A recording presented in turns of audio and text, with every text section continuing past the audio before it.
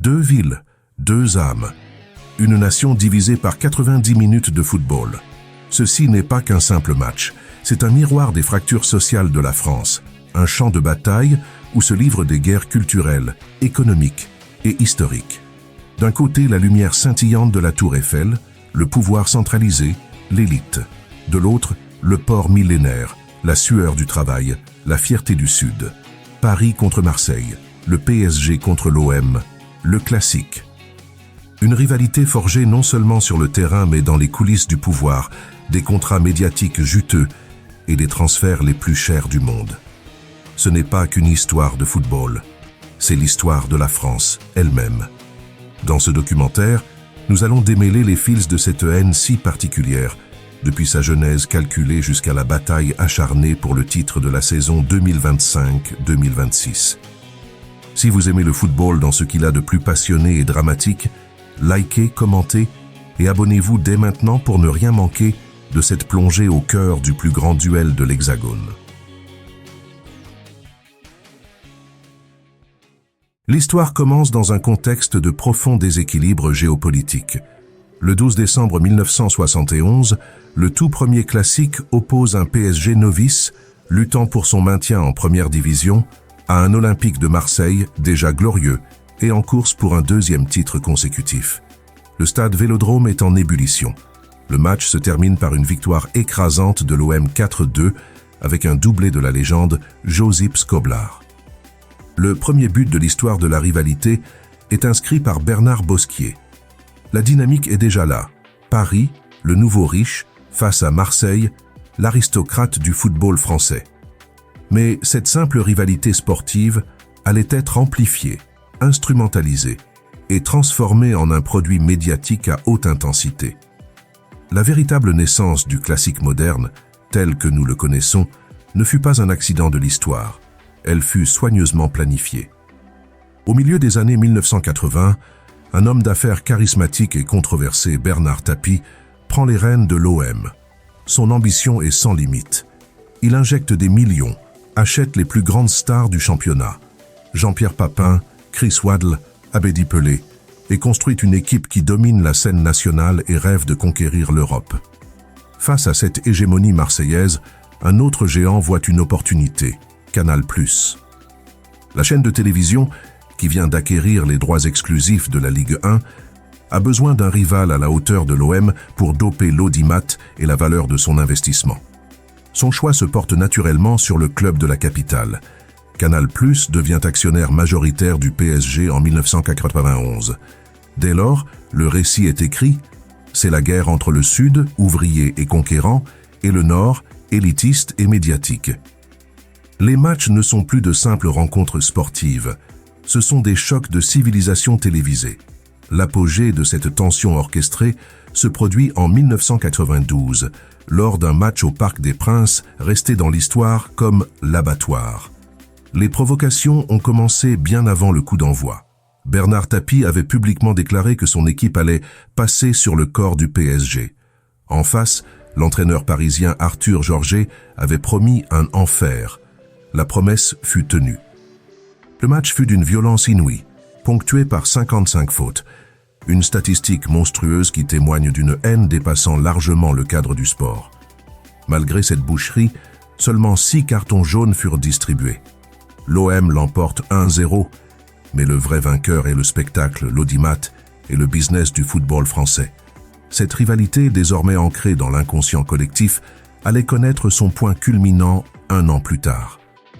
En 1993, l'Olympique de Marseille, porté par son leader Basile Boli, remporte la Ligue des Champions, devenant le premier et seul club français à soulever le trophée aux grandes oreilles. Ce triomphe éternel, célébré par le slogan « À jamais les premiers », donne à Marseille une supériorité morale et historique absolue. C'est une blessure narcissique immense pour Paris, une dette que le PSG mettra plus de 3 décennies à rembourser.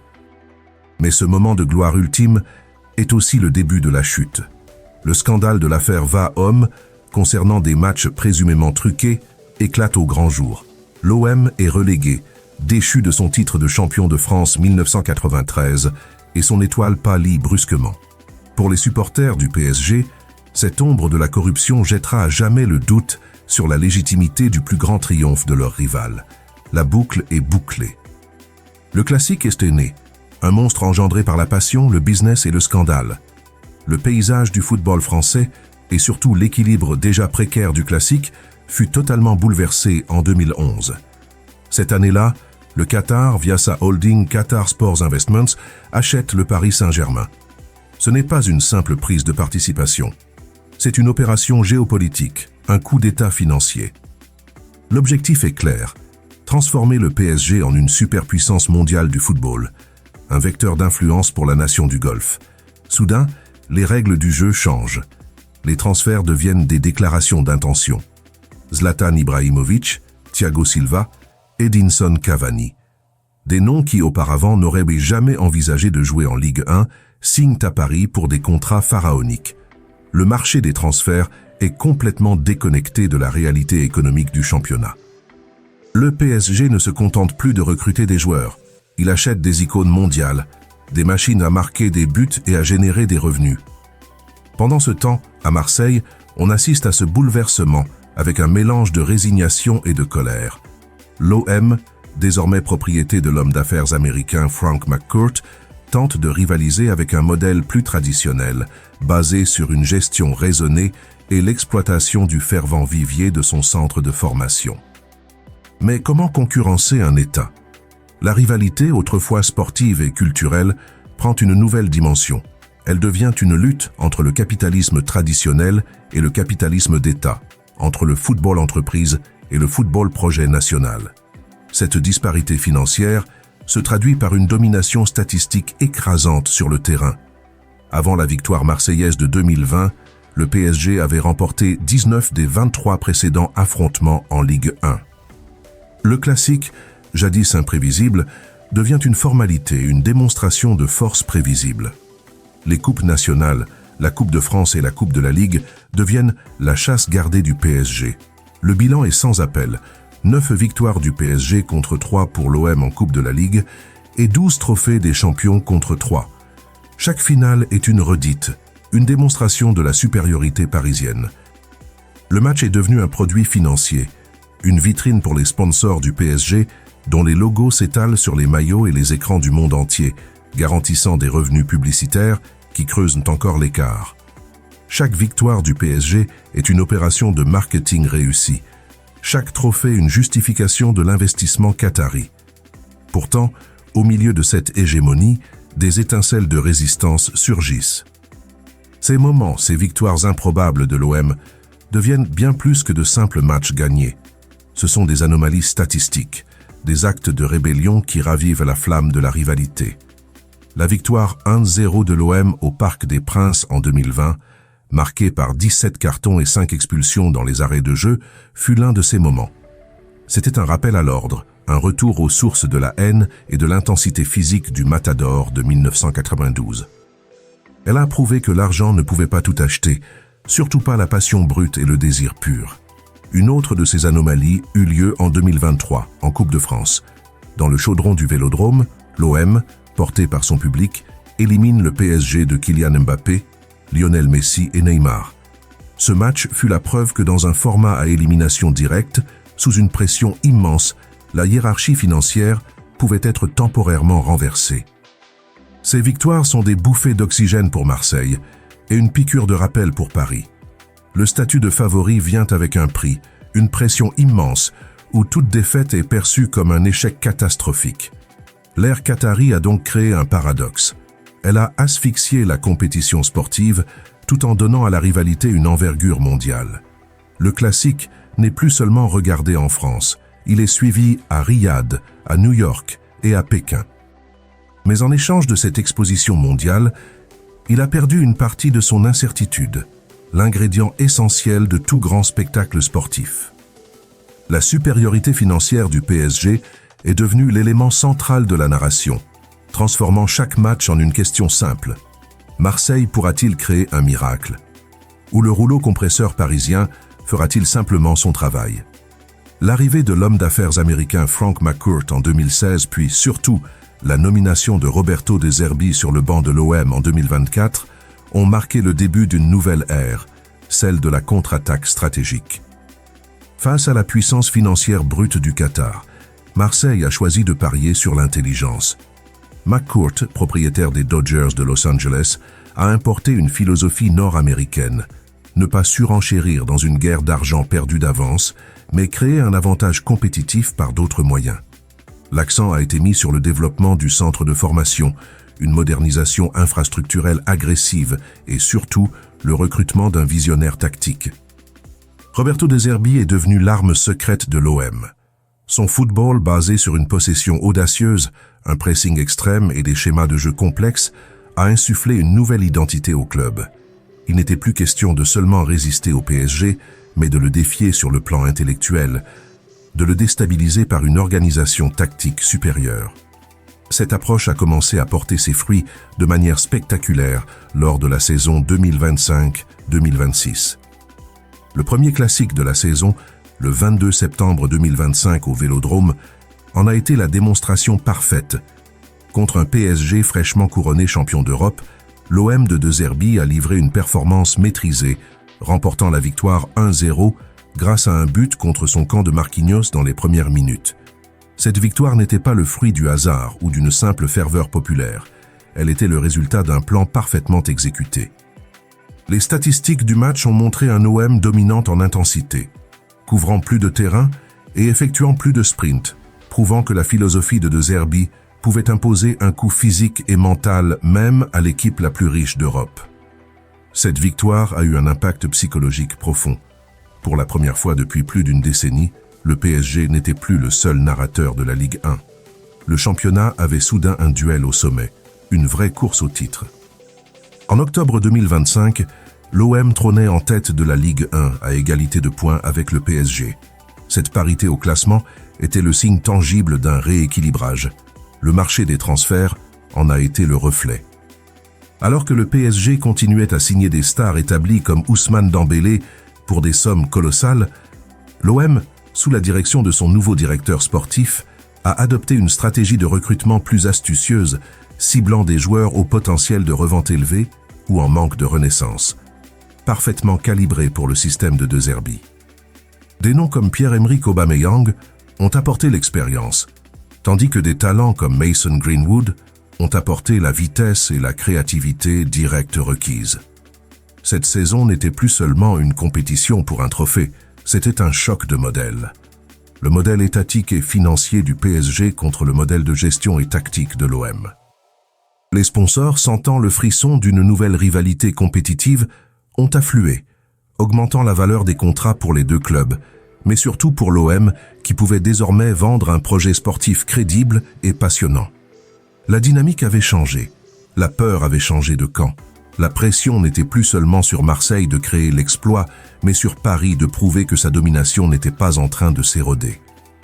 Le prochain affrontement au Parc des Princes en février 2026 s'annonçait déjà comme la finale de la Ligue 1, un match qui ne scellerait pas seulement le sort d'un titre, mais validerait ou non la stratégie de toute une institution. L'espoir était de retour, et avec lui la valeur médiatique du classique atteignait des sommets inédits. Le classique ne serait rien sans les hommes qui en ont écrit l'histoire, ces figures dont les noms sont acclamés, ou hués à jamais dans l'enceinte du Vélodrome ou du Parc des Princes. Chaque chapitre de cette rivalité est incarné par un joueur, un visage, un moment de génie ou de trahison qui a enfoncé le clou de la passion. Dans les années 90, tandis que l'OM de Bernard Tapie domine le paysage, un joueur incarne à lui seul l'esprit marseillais, Basile Boli. Son but de la tête en finale de la Ligue des Champions 1993, face au Milan AC, offre à Marseille la gloire éternelle et donne naissance au slogan « À jamais les premiers ». Ce but n'est pas qu'un but, c'est un acte fondateur, le point de référence absolu que le PSG mettra 32 ans à égaler. C'est la pierre angulaire de la supériorité morale de l'OM, un héritage qui pèse encore sur les épaules des Parisiens. En face, la réponse parisienne viendra bien plus tard, mais sous une forme si dominante qu'elle en deviendra presque un archétype, Zlatan Ibrahimovic. Son arrivée en 2012, suivie d'un contrat monumental, est le symbole même de l'ère qatari. Sur le terrain, il est le bourreau de l'OM, auteur de doublés cinglants, comme en finale de la Coupe de France 2016, défaite 2-4 de l'OM. Chaque but marqué contre Marseille est une célébration de la puissance du projet parisien, une revanche personnelle et collective. Mais entre les héros et les icônes, il y a les traîtres, ceux qui ont osé franchir la ligne rouge. Aucun nom n'est plus lourd à porter que celui de Éric Dimeco. Ce défenseur, véritable totem de l'OM ayant soulevé la Coupe d'Europe en 1993, a commis l'impardonnable aux yeux de Marseille, finir sa carrière au PSG en 1998. Ce transfert fut vécu comme une trahison absolue, une preuve que même les idoles avaient un prix. Des décennies plus tard, la blessure n'est toujours pas refermée. Cette notion de trahison a été modernisée avec des joueurs comme Boubacar Kamara, produit du centre de formation marseillais, qui a tourné le dos à son club pour un contrat jugé plus lucratif à Aston Villa, refusant de devenir un nouveau Dimeco aux yeux des supporters. L'ère moderne a apporté ses propres protagonistes. Du côté de l'OM, l'électrisant Dimitri Payet a inscrit son nom dans la légende du classique par des gestes d'une rare audace, redonnant foi et fierté à un club souvent en reconstruction. Pour le PSG, Kylian Mbappé a hérité du rôle de machine à but, son incroyable vitesse et sa finition glaciale étant devenues une menace constante. Pourtant, la saison 2025-2026 a vu émerger de nouveaux visages dans cette saga. Sous les ordres de De Zerbi, des hommes clés comme le vétéran buteur Pierre-Emerick Aubameyang et le créatif Mason Greenwood sont devenus les nouveaux visages de la résistance marseillaise. Leur performance lors de la victoire 1-2-0 en septembre 2025 a instantanément écrit une nouvelle page. En face, le PSG de Luis Enrique compte sur l'explosif Bradley Barcola et le génie organisateur de Vitinha pour maintenir l'ordre établi. Chaque transfert réussi, chaque prolongation de contrat devient une déclaration d'intention dans cette guerre froide. La prime versée aux joueurs pour une victoire dans le classique est souvent la plus élevée de la saison, preuve de l'importance symbolique et psychologique du résultat. Ces hommes ne sont pas que des footballeurs, ils sont les pions et parfois les rois sur l'échiquier d'un conflit qui dépasse le sport. Leur performance, leur choix de carrière et leurs déclarations alimentent le récit sans fin du classique, une légende toujours en train de s'écrire. Au-delà du terrain, le classique s'est imposé comme un produit médiatique global, une machine financière dont les rouages huilés actionnent l'économie entière de la Ligue 1. Chaque édition est un événement planétaire, retransmis dans plus de 190 pays, générant des droits télévisés qui représentent une part colossale du marché des médias du football français. La chaîne beIN Sports, détenue par le Qatar, a joué un rôle pivot dans cette internationalisation, diffusant l'image du PSG et par extension du classique sur tous les continents. Ce n'est pas une simple rivalité, c'est un pilier économique. Les contrats de sponsoring des deux clubs en témoignent. L'arrivée d'Accor au Parc des Princes et celle de Uber Eats au Vélodrome ne sont pas des partenariats anodins. Ce sont des alliances stratégiques avec des géants mondiaux, attirés par l'audience massive et l'intensité émotionnelle unique de ce duel. La valeur de ces partenariats, souvent gardée secrète mais se chiffrant en dizaines de millions d'euros, fluctue en fonction des résultats sportifs. La résurgence compétitive de l'OM en 2025-2026, par exemple, a immédiatement augmenté la valeur de son contrat maillot, suscitant l'intérêt de nouveaux sponsors prêts à s'associer à un projet gagnant. Les transferts des joueurs sont également directement impactés. Un jeune talent qui brille dans un classique voit sa cote sur le marché exploser, devenant un actif financier de premier plan pour son club. Inversement, une performance médiocre sous le feu des projecteurs peut faire chuter sa valeur. Le cas de Neymar est emblématique. Son transfert record au PSG en 2017 n'avait pas seulement pour but de gagner des trophées, mais aussi de capter l'attention médiatique mondiale, rendant le classique encore plus incontournable. Aujourd'hui, alors que la Ligue 1 tente de se repositionner après le départ de stars comme Messi et Neymar, la rivalité PSG-OM est plus cruciale que jamais. Elle est le principal argument des dirigeants de la Ligue pour négocier les droits TV à l'étranger. Sans un classique compétitif et intense, l'attractivité du championnat s'effondrerait. Le risque est réel. Si la domination financière du PSG devait étouffer définitivement la concurrence, le produit perdrait de sa valeur, C'est pourquoi le renouveau de l'OM sous De Zerbi est une aubaine pour la Ligue 1 tout entière. Il garantit l'incertitude, le drame et donc l'audimat. L'enjeu pour l'avenir est clair. L'OM doit trouver un modèle économique durable pour rester compétitif, peut-être en s'appuyant davantage sur les prix des transferts de ces jeunes talents formés au club. Le PSG, de son côté, doit continuer à performer en Ligue des Champions pour justifier ses investissements et attirer les sponsors mondiaux qui alimentent son modèle. Le classique de demain se jouera autant dans les conseils d'administration et les négociations de contrats que sur la pelouse. Sa survie en tant que spectacle mondial dépend de cet équilibre précaire entre la force financière de Paris et la résilience sportive de Marseille. Le classique est bien plus qu'un match. C'est le récit incessant de deux France qui se font face, un miroir des tensions et des rêves d'une nation. De la première rencontre en 1971 à la bataille acharnée pour le titre en 2026, cette rivalité a survécu aux scandales, aux révolutions financières et aux bouleversements sportifs. Elle a été le théâtre de gestes héroïques, de trahisons cuisantes, de triomphes et de défaites qui ont marqué à jamais la mémoire collective. L'ère qatari a transformé le PSG en une superpuissance mondiale, mais elle n'a pas réussi à tuer l'âme de Marseille. Au contraire, elle a donné à l'OM un nouvel adversaire à abattre, une raison de se réinventer. L'arrivée de Roberto De Zerbi et le regain compétitif de la saison 2025-2026 ont prouvé une vérité essentielle. L'argent peut acheter des joueurs, mais il ne peut pas acheter la passion, la fierté et la volonté farouche d'écrire sa propre légende. Alors que nous nous tournons vers l'avenir, une chose est certaine, tant qu'il y aura un ballon à disputer entre Paris et Marseille, le classique continuera de battre au rythme du cœur de la France. C'était le Doc Football. Si cette plongée au cœur de la plus grande rivalité française vous a passionné, likez cette vidéo, partagez-la et abonnez-vous pour ne rien manquer des prochaines histoires que nous vous raconterons. À très bientôt.